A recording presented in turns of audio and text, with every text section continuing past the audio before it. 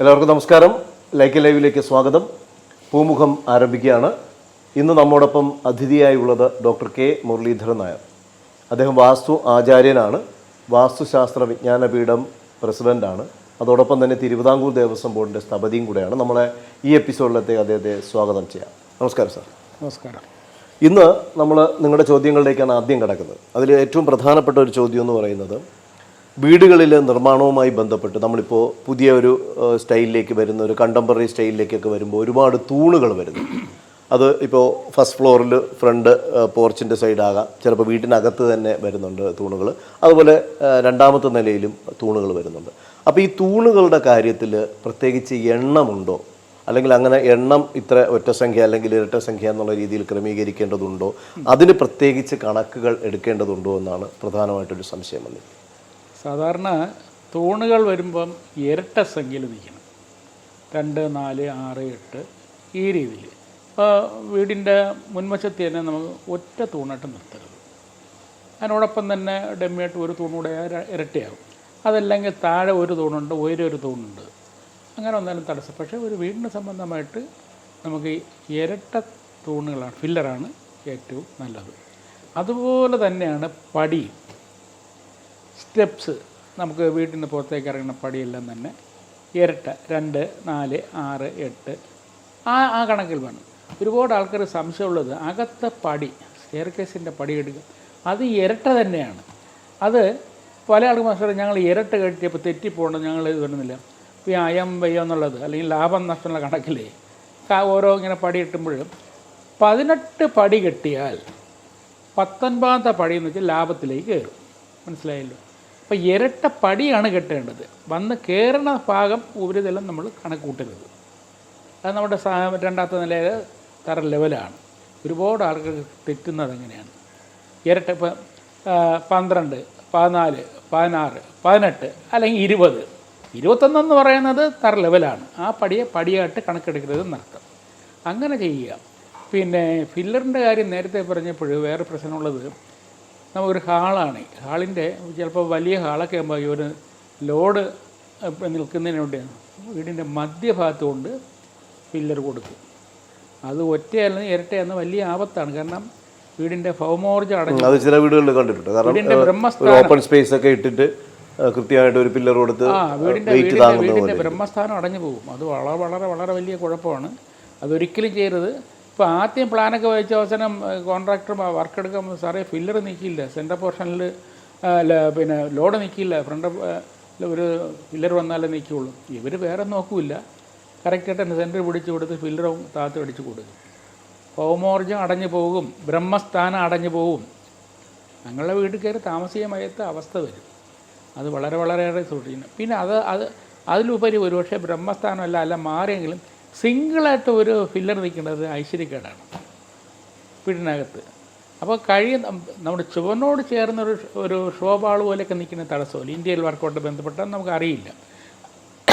അല്ലാതെ ഒരു ബന്ധമല്ലാതെ ഒരു ഫില്ലർ നേരെ നിൽക്കുന്നത് കാണാനും വൃത്തികേടാണ്.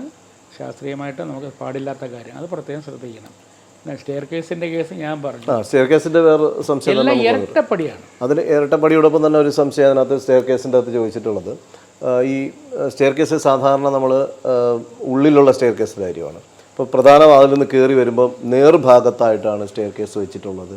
അപ്പോൾ സ്പേസ് ഇല്ലാതെയാണ് വെച്ചതെന്ന് പറയുന്നത്. അപ്പോൾ അതിലെന്തെങ്കിലും ദോഷമുണ്ടോ? അത് നമുക്ക് ആദ്യം തന്നെ നമുക്കൊരു പ്ലാൻ ഡിസൈൻ ചെയ്യുമ്പോൾ പ്രധാനപ്പെട്ട വാതിലിന് നേരെ സ്റ്റെയർ കേസ് വന്ന് ഇറങ്ങരുത്. നേരെ ഞങ്ങളുടെ വീട്ടിൽ സമ്പത്ത് നിൽക്കില്ല, ഒരുപാട് അസ്വസ്ഥത ഉണ്ടാകും.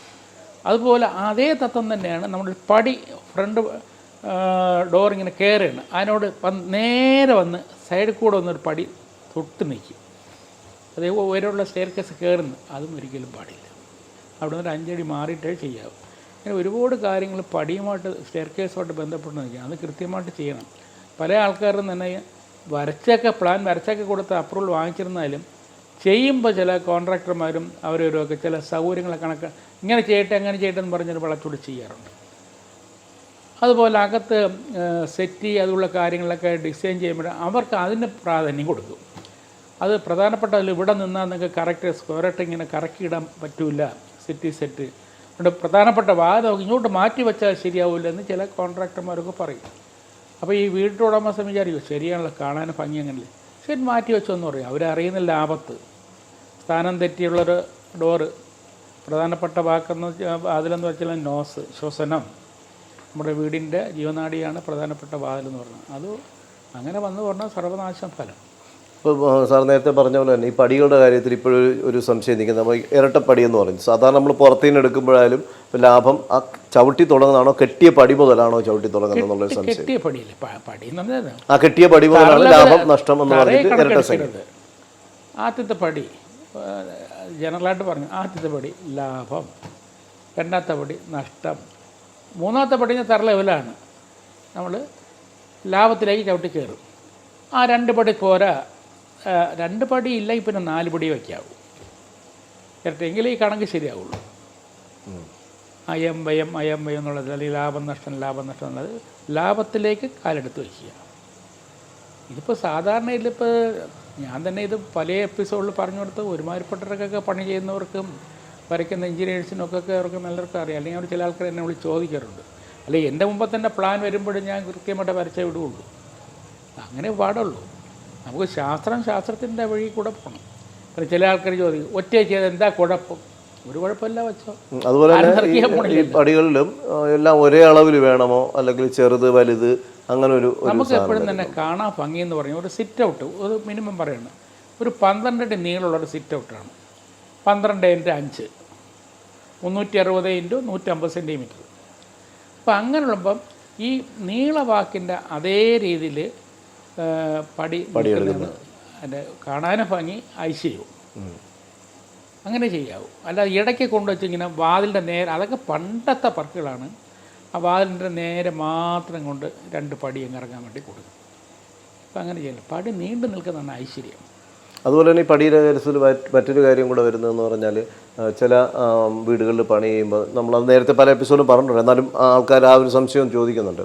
ഇപ്പോൾ പടി വെച്ച് കഴിഞ്ഞാൽ നമ്മൾ ഈ ഇറങ്ങുന്ന ദർശനം നോക്കി പടിയുടെ സ്ഥാനം മാറ്റും. ഇപ്പോൾ പ്രധാന വാതിൽ നേരെ ഇപ്പോൾ ഇറങ്ങുന്നത് ഇപ്പോൾ തെക്കോട്ടാണ്, എന്നാൽ പിന്നെ തെക്കോട്ട് ഇറങ്ങണ്ടെന്ന് പറഞ്ഞിട്ട് അവിടെ നിന്ന് പിന്നെ കിഴക്ക് അല്ലെങ്കിൽ പടിഞ്ഞാറ് എന്നുള്ള സ്ഥലത്തേക്ക് മാറിയിട്ട് പടി ചെയ്യുന്നുണ്ട്. അങ്ങനെ ചെയ്യുന്നത് ഉചിതമായ രീതിയാണ്?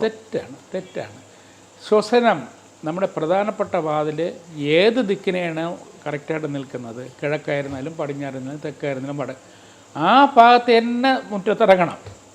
മുറ്റത്ത് ഇറങ്ങിയ ശേഷം ലെഫ്റ്റ് റൈറ്റ് ചരിഞ്ഞു. അല്ലാതെ ചില ആൾക്കാരുണ്ട് സിറ്റ് ഔട്ട് ഫ്രണ്ടിലുണ്ട്, തെക്ക് ദർശനമുണ്ട്, കിഴക്കൂടെ കയറുമ്പോൾ നേരെ തിരിഞ്ഞ്, അങ്ങനെ പല വീടുകളും കണ്ടിട്ടുണ്ട് ഞാൻ. പല വീടുകളും നല്ലതല്ല മാത്രമല്ല അത് വാസ്തുദോഷമാണ്. എല്ലാ കാര്യങ്ങളും ചുറ്റിലായിരിക്കും.